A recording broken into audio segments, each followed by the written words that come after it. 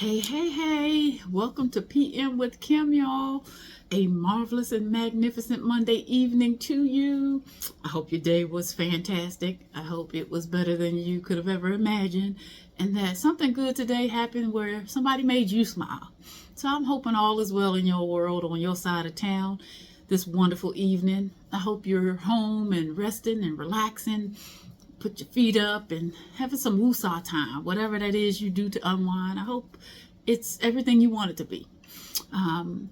Welcome back to PM with Kim. And for those of you who may be new to this journey, welcome aboard.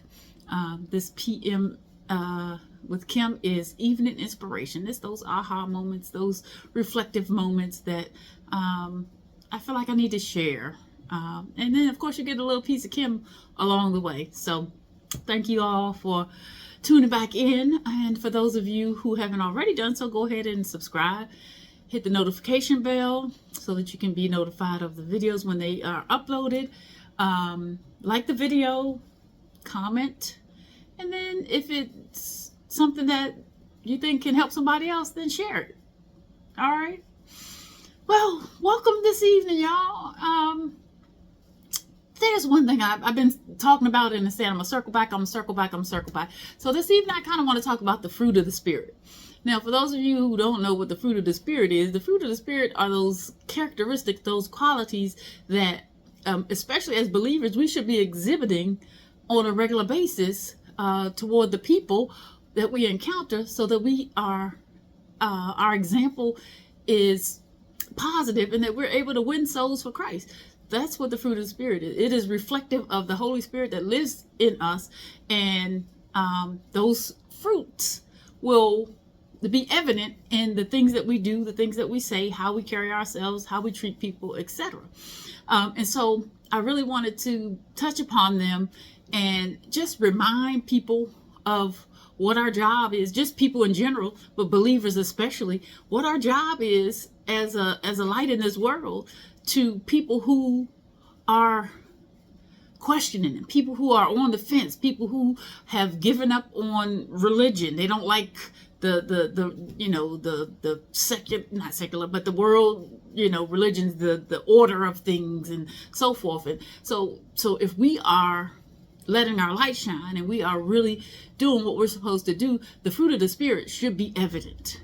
And if it's not, then we need to check ourselves. And you notice I said we. I didn't say you all need to check yourself. I'm preaching that. No, we.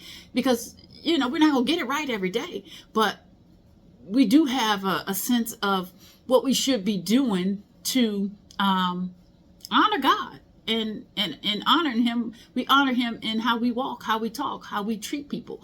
And the fruit of the Spirit is what we should be basing it on, right? Okay, so Galatians 5:22-23, the fruit of the Spirit is love, joy, peace, patience, faithfulness, goodness, kindness, gentleness, and self-control. Those are the things, and you hear people say, you'll hear, I don't know the scripture, but you know people by their fruit. And is your fruit ripe and beautiful and sweet, or is it bitter and rotten? And you've heard that term, the fruit doesn't fall too far from the tree. Well, that represents, people, when they say, like, if your parents acted one way and you act the same way, well, guess what? The fruit don't fall too far from the tree. So if your parents were good and their fruit was evident, then hopefully, typically, then your fruit will be evident and good. So we have to be mindful of how we're carrying ourselves. And I came to this because my girlfriend and I were talking last week, and she was telling me about her dad. Her dad is an older gentleman in his 70s. He's an elder. And if you're from Gen X, us, you were taught to respect your elders. It got lost in translation somewhere, because the millennials and the Gen Zs and I think the new one is the Alpha or whatever, it's not so evident. It was evident to us as we were growing up. You respected your elders. You carried yourself in their presence differently. You might have acted like a little hellion out of their view, but in their view, in their midst, you were respectful because that's what you were taught. And so she was telling me about her dad, who's an elder, and he works in the finance at his church. And there's another lady who is in her 50s, which means she's Gen X, and she was raised to respect her elders, but she's nasty. And she's nasty to my friend's dad. And the church that she sits in, apparently she's friends with the pastor, and the pastor allows her to act nasty. And so I'm saying all of that to say, check your church. Because if people in your church are nasty, and people, you go there or go to, or not necessarily maybe your church, but you visit a church and the people are not friendly, and or you're in a church and your people are just, there are too many people in there that are nasty and they don't exhibit the fruit of the Spirit, and then your pastor is allowing it and they're not exhibiting the fruit of the Spirit. I don't care if they have a title and they're the pastor of the church and the name outside of the church is the marquee of this, that, and the other. You need to go find you a new church, because that's not what church is supposed to be like. People are supposed to be, especially in the church, and that's why we lose people in the church, because people in the church are not functioning how they're supposed to, according to what Christ said we should be doing. And so I say all of that to say, just because it's a church with the name outside the building and it's your pastor with their name, with their titles and their whatever, and the people in the church, whatever, if the people ain't exhibiting those fruit of the Spirit, and people are disrespectful, especially to the elders, and the pastor knows it and they condone it, find you a new church. I'm just saying, somebody ain't gonna like it, and if you don't like it, that ain't my business. But we, as believers, should be exhibiting the fruit of the Spirit. And the first one is love. Love is the foundation of everything. If you are not loving on people, that is the basis of everything. You look through the Bible and it comes back to love in everything, because Christ was love. God is love. And so if love is not your base, not your foundation, I need you to fix your life.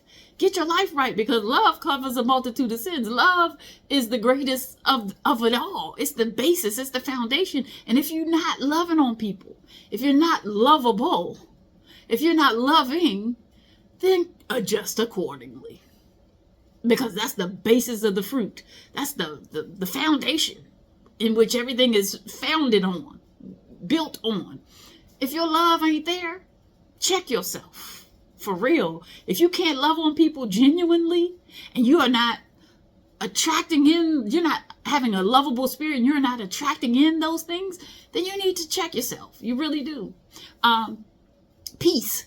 If you causing all kinds of hell, you're not going to have any peace. And you're not going to be anybody else's peace. If you always into something, and you always got your hand into something, and you always in the center of mess, and you always around when mess is happening, or you always yapping and it ain't edifying, you don't have any peace, and you disturbing everybody else's peace. I saw a quote recently: "No God, K-N-O-W, God, no peace, K-N-O-W." So if you know God, then you're going to know peace. No God, N-O, God, N-O, peace. Hey, get your life right.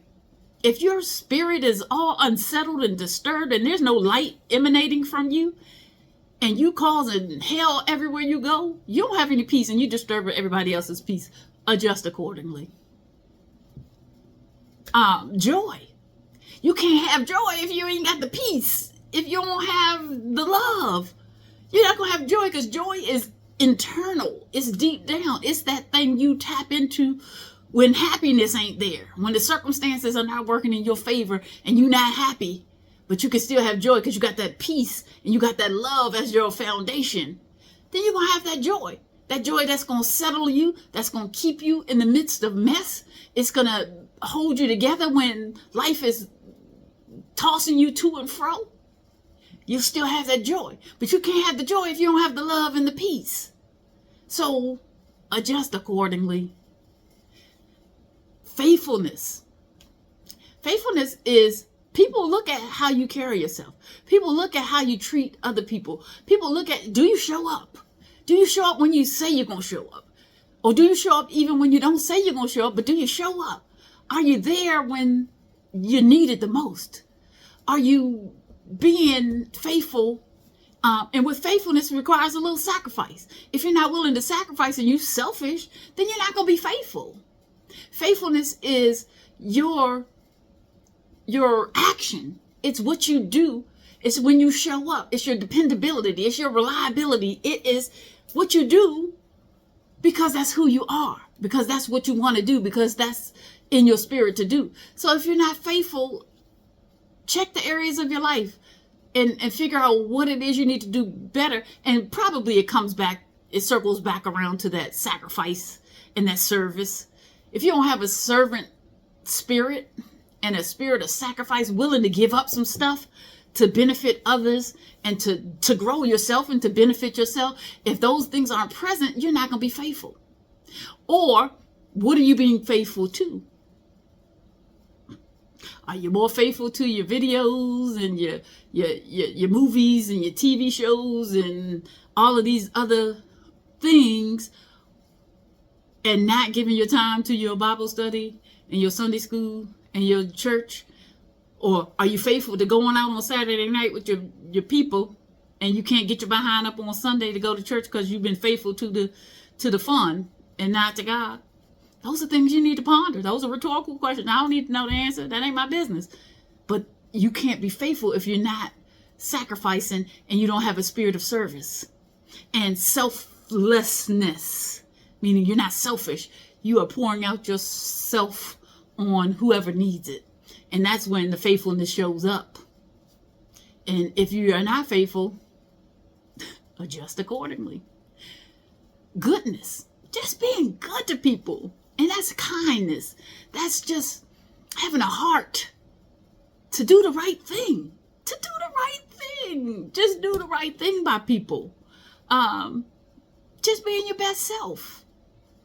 And are you going to get it perfect every day? Are you going to have all 9 of those fruit of the Spirit every day? Maybe not. And if you do, you good. But we fall short. So God is not looking for perfection. He's looking for our heart. He's looking for us to actively walk into trying to be our better selves. And then patience. Are you just quick to just, respond? People say something, you got to respond. Slow down. Because if you're one of those people that listen to respond, you're not an empathetic listener. You don't listen to respond. You listen to understand, and then you process to respond. So if you want them quick, you got to have the first word and the last word, and you just impatient, and you just, I'm impatient, but I have patience. But patience is meeting people where they are and helping them to get to where they need to be and not beat them over the head while they're on their way in the process.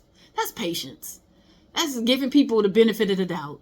That's working with people where they are and accepting that they might not be who you are in the same spot, doing the same thing, but they trying.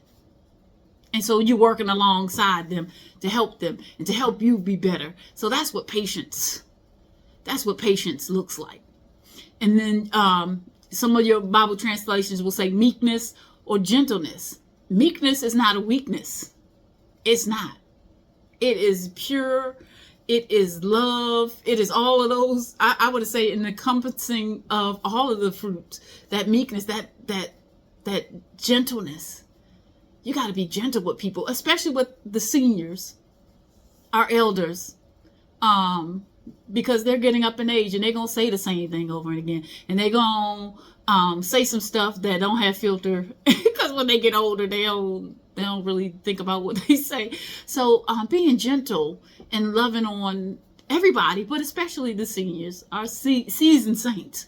Let's be good to them, and just think about especially when you're dealing with seniors and, people with disabilities or mental health issues or whatever, being gentle with people, because Wouldn't you want somebody to be gentle with your loved one, your grandmother, your auntie, your cousin, your loved one who suffers from mental health stuff, your older person, you fill in the blank. Wouldn't you want somebody to be gentle with them? So treat people how you want them to treat you and how you want them to treat your loved ones. And and that will determine how you carry yourself. And then self-control. Get yourself together. Self-control is governing your mind, your body, your spirit. Not succumbing to the things that feel good. Everything that feel good to you ain't good for you. Regulating the things that you need to regulate. And self-control could be, you just learning to keep your mouth shut and not responding. Sometimes your silence is louder than your words. And just, trying to tap into your best self. And then checking off. And so if you can't check off those 9 things, again, go back to Galatians 5:22 through 23. It'll be on the image. But are you exhibiting those 9 traits? And is your fruit sweet? Is it good for the body? Is it good for the soul? Or is it rotten? And is it messing up all of the other fruit in the basket? Because they say one bad apple spoils the bunch. And you think about, you have this fruit, and if it sits too long, it starts to rot, and then you get them fruit flies and all of that. Is your fruit rotting up everything, or is your fruit ripe and sweet and beautiful and a blessing to everybody that tastes of it? So think about those things. And going back to my friend and her father, who's the elder, and the lady who's disrespectful, and check your surroundings. Especially,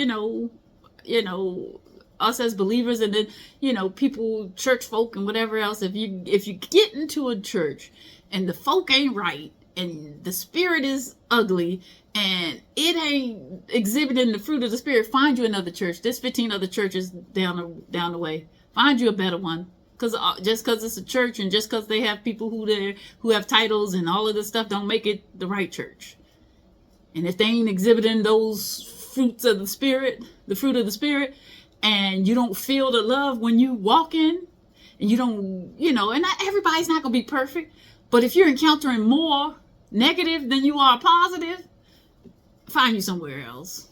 And then on a personal basis, check off, do a self-analysis of where you are in your fruit and adjust accordingly, because we need to be walking and living and breathing examples of these things for us to win souls, for our light to shine. Because your light it's either gonna be, you're either not gonna have light at all, it's gonna be real dim, and it's not gonna have much effect.